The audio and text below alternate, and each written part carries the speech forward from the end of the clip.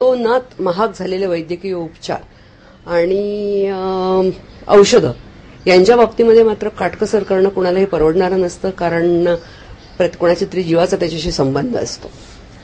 त्यामुळे घरात एखाद्या व्यक्तीचं कोणाचं जर गंभीर आजारपण निर्माण झालं तर त्या घराचं अंदाजपत्रक पूर्णपणे कोलमडून जातं. मी स्वतः त्याचा अनुभव घेतलेला आहे, त्याच्यामुळे मला त्याची बोचही तितकीच जाणवते.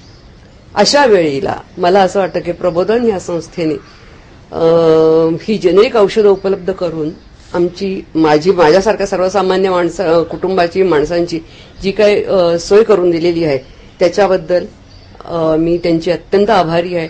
आम्हाला फार मोठा त्यांच्यामुळे दिलासा मिळालेला आहे.